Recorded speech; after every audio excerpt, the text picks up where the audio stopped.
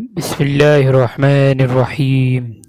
ياسين والقرآن الحكيم إنك لمن المرسلين على صراط مستقيم تنزيل العزيز الرحيم لتنذر قوما ما أنذر آباؤهم فهم غافلون لقد حق القول على أكثرهم فهم لا يؤمنون إنا جعلنا في أعناقهم أغلالا فهي إلى الأذقان فهم مقمحون وجعلنا من بين أيديهم سدا ومن خلفهم سدا فأغشيناهم فهم لا يبصرون وسواء عليهم أنذرتهم أم لم تنذرهم لا يؤمنون إنما تنذر من اتبع الذكر